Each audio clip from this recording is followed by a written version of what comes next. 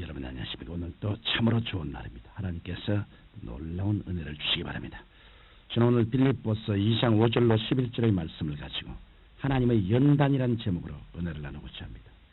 저는 대장간에서 망치, 도끼, 쇠꼬챙이 등 여러 연장을 만드는 모습을 본 일이 있었습니다. 대장장이가 시뻘겋게 다루어진 쇠를 망치로 두들겨내다가 그것을 다시 풀무불 속에 넣기도 하고 물 속에 넣기도 하며 자신이 원하는 연장을 만들어 갑니다. 이와 같이 하나님께서는 대장장이가 쇠덩이를 물속이나 불 속에 집어넣는 것처럼 자신의 자녀들을 때때로 불 가운데를 지나게 하시고 물속을 통과하기도 하십니다.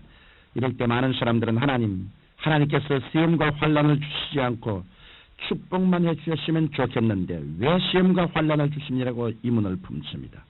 이러한 물음에 대해 한 가지 분명한 사실은 하나님께서는 시험과 환난을 통해 인간적인 아집과 인본주의를 죽이신 후에 절대 믿음과 절대 순종의 사람, 신본주의의 사람으로 그를 부활시켜 주신다는 것입니다. 이러므로 예수님을 믿는 여러분은 일생을 지난 동안 축복을 받는 한편 자아가 깨어지는 처절한 아픔도 있다는 것을 알아야 합니다. 여러분이 깨어지면 깨어질수록 하나님께서는 여러분에게 더 큰 믿음을 주시고 축복과 소망과 사랑을 주시며 여러분을 더 크게 사용하십니다. 그러나 여러분이 깨어지기를 거부하면 여러분은 새롭게 변화되는 하나님의 부활의 능력과 하나님의 은총을 받지 못할 것입니다. 하나님께서는 오직 자아가 깨어진 사람에게 더 많은 믿음의 분량을 주십니다. 그 때문에 자아를 죽인 사람은 믿음의 입을 넓게 열고 더 크게 하늘나라의 역사를 받아들일 수 있는 것입니다. 이러므로 저는 오늘 믿음의 대선배들인 아브라함과 야곱과 모세의 연단에 대해 말씀드리므로 여러분이 하나님의 연단을 기쁨으로 인내하여 더 깊은 믿음과 순종의 사람이 될 수 있도록 인도해 드리고자 합니다. 첫째로 아브라함의 연단에 대해서 말씀드리겠습니다. 믿음의 조상 아브라함도 하나님의 사람이 되기 위해서는 무수히 자신의 아집을 깨뜨려야 했습니다. 하나님께서는 아브라함을 갈대아 우르에서 부르실 때 너는 너희 본토 친척 아비 집을 떠나 내가 내게 지시할 땅으로 가라고 하셨습니다. 그러나 그는 하나님의 뜻대로 순종하지 않고 본토의 모든 재산과 종들을 다 모으고 조카 롯까지 데리고 가나안으로 갔습니다. 그러자 하나님께서 그를 깨뜨리셨습니다. 하나님께서 가나안 전체에 한 발이 들게 하셨습니다. 아브라함이 데리고 온 짐승들이 다 굶어 죽고 종들은 다 흩어지는 낭패와 실망을 당케 하시던 것입니다. 그러나 아집을 깨뜨리며 회개해야 할 아브라함은 회개하기는커녕 다시 인간의 지혜와 수단과 방법을 의지해서 아내를 동생으로 속이고 애굽으로 데려갔습니다. 거기에서 아브라함은 자신의 생명을 부지하기 위해 자기의 아내를 바로의 궁으로 보내게 되었고 그 덕분으로 겨우 연매하게 된 처참한 지경에 이르렀습니다. 급기 아브라함은 아내를 빼앗기는 비참한 지경에 이르렀어야 비로소 하나님 앞에 두 손 들고 나와 회개하며 자신의 아집을 깨뜨리게 된 것입니다.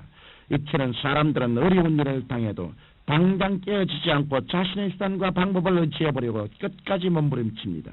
그래서 자신이 할 수 있는 수단과 방법을 다 해본 다음 안되면 비로소 깨어지는 것입니다. 이러한 연단을 통하여 아브라함이 얼마나 하나님 앞에 깨어졌던지 하나님께서 백세에 낳은 아들 이삭을 모리아산에 제물로 바치라고 하셨을 때 온전히 순종하는 마음으로 모리아산으로 가서 이삭을 향해 칼을 뽑아들었던 것입니다.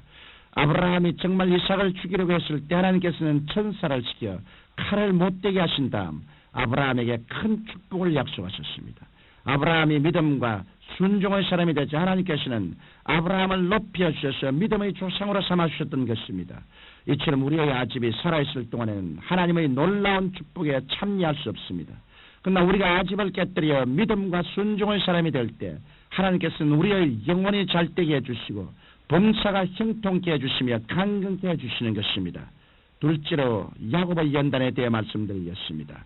야곱은 본래 교만하고 이기적이고 교활한 성격의 소유자였습니다.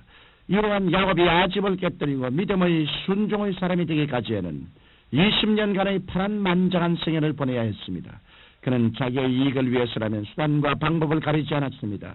그래서 형이 에스가 배가 고파 창백한 모습으로 돌아왔을 때 팥죽 한 그릇으로 장자의 명분을 빼앗았고 나중에는 아버지 이삭을 속여 형에게 줄 축복을 아버지께로부터 빼앗기도 했습니다.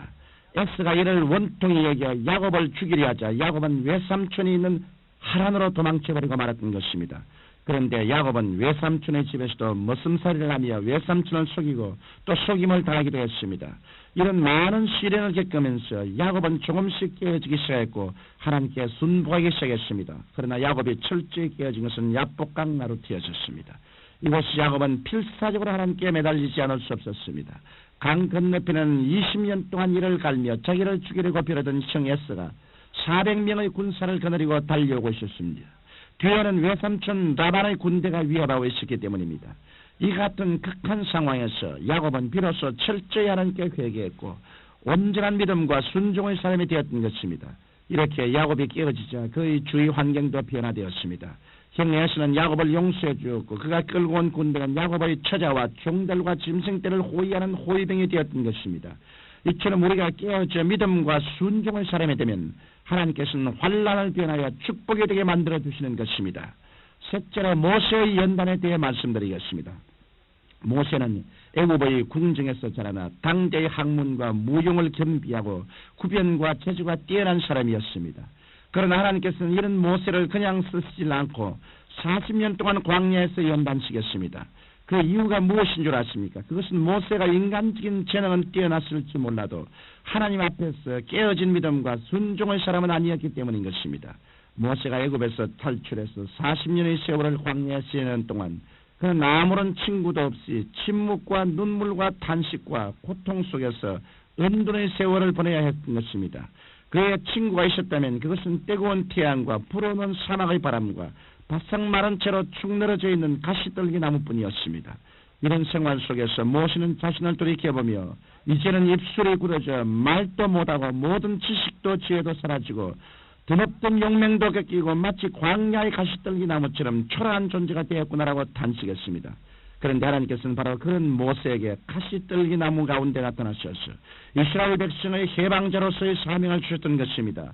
여기에서 우리는 중대한 교훈을 발견할 수 있습니다. 하나님께서 사람을 들어 사용하실 때는 지위나 명예가 높고 돈이 많고 훌륭하고 유명한 사람을 택하시는 것이 아니라는 것입니다.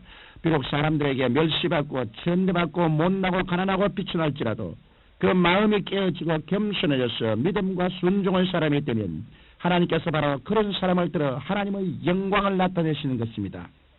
모세가 믿음과 순종의 사람이 되자 하나님께서는 모세로 하여금 300만 이스라엘 백성을 애굽에서 인도하여 내게 하시고 40년 동안 광야에서 이스라엘 백성들을 지도하게 하신 것입니다. 청취자 여러분, 시험과 환난은 하나님께서 여러분을 믿음과 순종의 사람으로 만들기 위해서 사용하시는 도구에 불과합니다. 이러므로 여러분은 불같은 시험과 환난이 다가올 때 이상같이 생각하지 말고 하나님 앞에서 깨어져 회개하고 순종하십시오.